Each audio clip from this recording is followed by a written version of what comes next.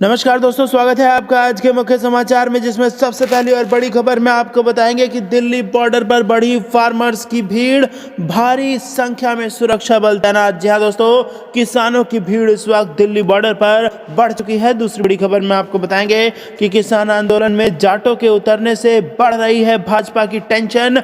हरियाणा और यूपी में खुलकर करते थे भाजपा का समर्थन, लेकिन अब किसानों का साथ दे दिया है जाट समुदाय ने। और तीसरी बड़ी खबर में जिक्र होगा कि गांधी की पुण्यतिथि पर किसान मनाएंगे सद्भावना दिवस और करेंगे भूख हड़ताल। दोस्तों, हर एक खबर की गहराई में आपको ले जाएंगे, लेकिन उससे पहले अगर आप भी देश के किसानों के साथ खड़े हैं तो आप अभी इस वीडियो को लाइक कीजिए और इस लाल बटन को दबा के इस चैनल को फ्री में सब्सक्राइब करके घंटी बजाकर कमेंट में लिखिए जय हिंद। दोस्तों, रुक करते हैं तमाम बड़ी खबरों की तरफ। दिल्ली बॉर्डर पर बढ़ी फार्मर्स की भीड़, भारी संख्या में सुरक्षा बल तैनात। जी हां दोस्तों, भारतीय किसान यूनियन के समर्थक दिल्ली मेरठ एक्सप्रेसवे पर शुक्रवार को एक बार फिर से इकट्ठा होने लगे। इस वजह से भारी संख्या में भीड़ वहां जमा हो गई। हालांकि गाजियाबाद के प्रशासन ने यूपी गेट से प्रदर्शनकारियों को हटने का अल्टीमेटम दिया है। यहां सुरक्षा बल बड़ी संख्या में तैनात किए गए हैं। इसके अलावा दिल्ली हरियाणा बॉर्डर पर केंद्र सरकार के 3 कृषि कानूनों के खिलाफ लगातार 66वें दिन किसानों का प्रदर्शन जारी है। वहीं दिल्ली के सिंघू बॉर्डर पर भी किसानों का प्रदर्शन लगातार चल रहा है। बड़ी संख्या में किसान आंदोलनकारी यहां मौजूद हैं। प्रदर्शन को देखते हुए भारी संख्या में पुलिस के जवानों और सुरक्षा बलों को बॉर्डर पर तैनात किया गया है। बता दें कि भारतीय किसान यूनियन के आह्वान पर पश्चिमी उत्तर प्रदेश के जिले बागपत, बिजनौर, मेरठ, मुरादाबाद, मुजफ्फरनगर और बुलंदशहर से और ज्यादा किसान आंदोलन में शामिल होने के लिए यूपी गेट पर पहुंच गए हैं। गौरतलब है कि यूपी गेट पर गाजीपुर में एक वक्त टकराव के हालात बन गए थे, जब गुरुवार की शाम को प्रदर्शन स्थल पर बिजली की कटौती लगातार की गई। गाजीपुर में किसान नेता राकेश टिकैत के नेतृत्व में भारतीय किसान यूनियन के सदस्य बीते 28 नवंबर 2020 से धरना दे रहे हैं। रुक करते हैं अगली खबर की तरफ। किसान आंदोलन में जाटों के उतरने से बढ़ रही बीजेपी की टेंशन, हरियाणा और यूपी में खुलकर करते हैं समर्थन। जी हां दोस्तों, शुक्रवार को हुई जाट महापंचायत में किसानों का समर्थन करने का फैसला लिया गया, जिसमें 10,000 से ज्यादा किसानों की उपस्थिति दर्ज की गई। उत्तर प्रदेश में हुई इस बैठक में हरियाणा के कुछ जाट भी शामिल थे और कुछ दिल्ली के गाजीपुर बॉर्डर की तरफ बढ़ रहे थे। किसान समर्थन में जाटों का इस तरह उतरना भाजपा के लिए एक खतरे के रूप में देखा जा रहा है।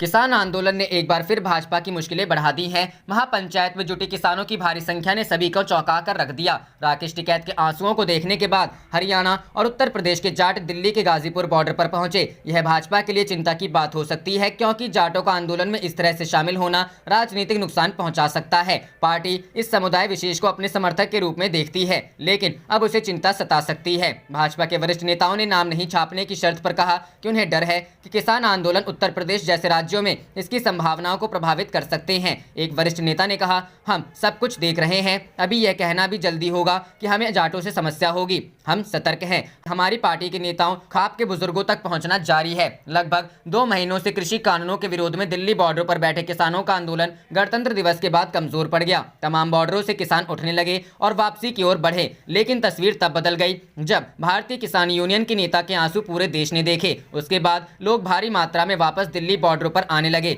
शुक्रवार को हुई महापंचायत में किसानों की भारी भीड़ देखी गई। दिल्ली के गाजीपुर बॉर्डर पर भी लोगों का जमावड़ा लगा। शुक्रवार को भी किसानों का आना जारी रहा। विपक्षी दलों जैसे कांग्रेस, राष्ट्रीय लोकदल और इंडियन नेशनल लोकदल ने उन किसानों को समर्थन दिया जो कृषि कानूनों को निरस्त करने की मांग कर रहे हैं। हालांकि भाजपा अब तक हरियाणा में असंतोष की आवाजों को दबाने में कामयाब रही है, जहां वह जननायक जनता पार्टी के साथ गठबंधन सरकार चलाती है, जो जाटों को अपने प्राथमिक वोट आधार के रूप में गिनाती है। पार्टी के नेताओं ने कहा, यह 2016 जैसी हिंसा को फिर से देखना नहीं चाहती है, जिसमें जाटों ने आरक्षण के लिए हिंसक प्रदर्शन किया था।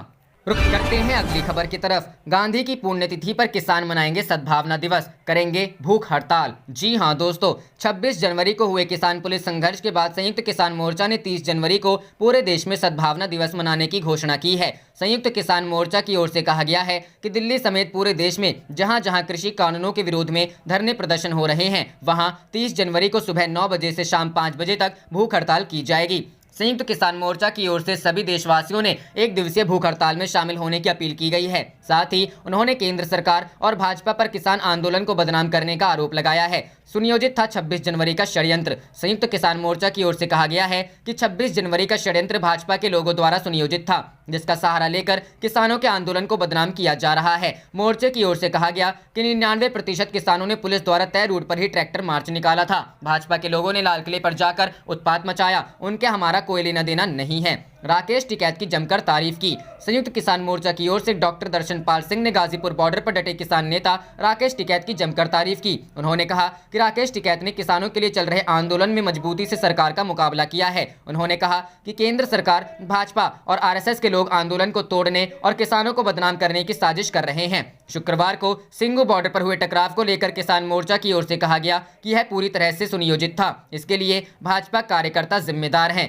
तिरंगे का सम्मान करना आता है हमें। संयुक्त किसान मोर्चा की ओर से कहा गया है कि भाजपा की ओर से किसानों पर तिरंगे झंडे का अपमान करने का आरोप लगाया जा रहा है, लेकिन उन्हें नहीं पता कि झंडे का सबसे अधिक सम्मान हम ही करते हैं। किसानों के ही बच्चे तिरंगे झंडे में लिपट कर आते हैं, जिसे हम छाती से लगाकर सारी उम्र याद कर रोते हैं। रुख करते हैं अगली खबर की तरफ।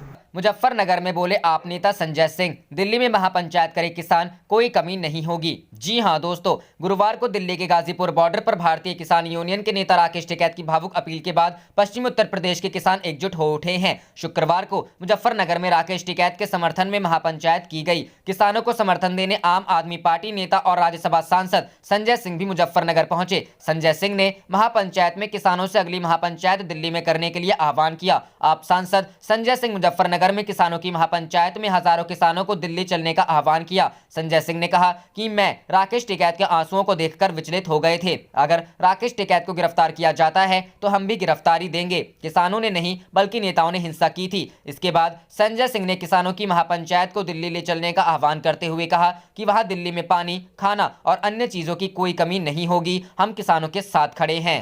रुख करते हैं अगली खबर की तरफ। बजट सत्र से पहले लोकसभा अध्यक्ष ने की सर्वदलीय बैठक की मेजबानी। विपक्ष ने कहा कृषि कानूनों और भारत चीन मुद्दे पर हो चर्चा। जी हां दोस्तों, लोकसभा अध्यक्ष ओम बिरला ने शुक्रवार को संसद के बजट सत्र को शुरू करने के लिए विभिन्न दलों के नेताओं की एक सर्वदलीय बैठक की मेजबानी की, जहां विपक्ष ने सरकार से कृषि सुधार कानूनों और भारत चीन सीमा पर चर्चा करने की मांग की है। मौके पर लोकसभा अध्यक्ष ओम बिरला ने कहा अधिकतम विधायी कार्य इस बार भी हो सके, ऐसी हमारी कोशिश होनी चाहिए। सभी दलों से अनुरोध है कि सदन की कार्यवाही में बढ़ चढ़कर हिस्सा ले। बजट 1 फरवरी को पेश होने के साथ संसद का बजट सत्र 29 जनवरी से शुरू हो रहा है और 15 फरवरी तक चलेगा। बैठक में संसदीय मामलों के मंत्री प्रहलाद जोशी और एमओएस अर्जुन राम मेघवाल और Congress, DMK, YSR Congress, BSP, TDP, TRS, BJD अपना दल और एआईएमआईएम के नेता शामिल थे, लेकिन बैठक में तृणमूल कांग्रेस और समाजवादी पार्टी का कोई प्रतिनिधि नहीं था। विपक्षी नेताओं ने दिल्ली एनसीआर क्षेत्र में किसानों के विरोध, आंशिक रूप से कृषि सुधार कानूनों को वापस लेने के सरकार के प्रस्ताव पर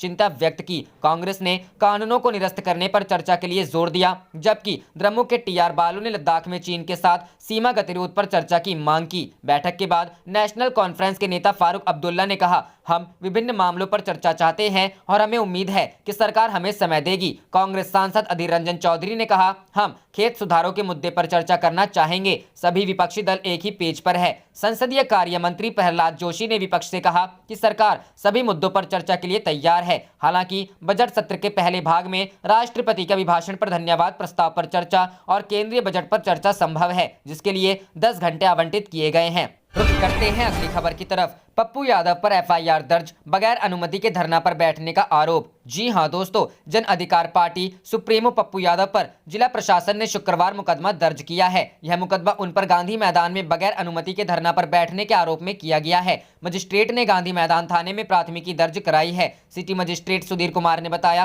कि गांधी मैदान सुबह में मॉर्निंग वॉक करने वालों के लिए खोला जाता है। इसी बीच पप्पू यादव अपने समर्थकों के साथ गांधी मूर्ति के पास धरने पर बैठ गए। वे दिल्ली में किसानों पर हुए लाठीचार्ज और किसान बिल को वापस लेने की मांग पर धरने पर बैठे हुए थे। बाद में मजिस्ट्रेट और पुलिस बल ने वहां पहुंचकर उन्हें हटाया। इससे पहले उपवास पर बैठे पप्पू यादव ने कहा कि किसान आंदोलन को आम लोगों का भी भरपूर साथ मिल रहा है। हम मजबूती से किसानों के साथ खड़े हैं। केंद्र सरकार पर हमला बोलते हुए जाप अध्यक्ष ने कहा कि सरकार किसानों को परेशान करना बंद करे। उन पर किसी भी प्रकार का अत्याचार हमें बर्दाश्त नहीं है। अगर किसानों की मांगों को पूरा नहीं किया गया और कृषि कानून रद्द नहीं हुए तो हम अपनी लड़ाई और तेज करेंगे। पप्पू यादव ने आगे कहा कि अंग्रेजी शासनकाल के दौरान हमारे देश के महापुरुषों ने लड़ाई लड़ी थी और अंग्रेजों को पीछे हटना पड़ा था। आज की सरकार अंग्रेजों से भी ज्यादा क्रूर है। नफरत, घृणा, ईर्ष्या और क्रोध से भरा शासक कभी जनता की भलाई नहीं कर सकता। पप्पू यादव ने कहा कि आंदोलन के दौरान अभी तक 133 किसानों की मृत्यु हो चुकी है। 2 महीने से ज्यादा समय तक किसान ठंड में बैठे रहे, तब सरकार को चिंता नहीं हुई। फिर बाद में एक सोची समझी साजिश के तहत ट्रैक्टर रैली के लिए हरी झंडी दी गई और अब उसका फायदा उठाकर किसानों के आंदोलन को खत्म किया जा रहा है। 26 जनवरी को हुई घटना पर बोलते हुए पप्पू यादव ने कहा कि ट्रैक्टर रैली के दौरान ITO गोलंबर पर 10,000 किसान अचानक कहां से आ गए, वो खुद आए या किसी द्वारा लाए गए। पुलिस ने किसानों पर आंसू गैस के गोले छोड़े। मैं इन सभी की न्यायिक जांच की मांग करता हूं। इस दौरान पप्पू यादव ने गांधी मैदान में युवाओं से भी बातचीत की और उनकी समस्याओं को सुना। जाने से पहले आप इस वीडियो को लाइक कीजिए और इस लाल बटन को दबा के इस चैनल को फ्री में सब्सक्राइब करके घंटी बजा लीजिए। आप देख रहे थे आपका अपना चैनल धड़ाधड़ न्यूज। जय हिंद, जय भारत।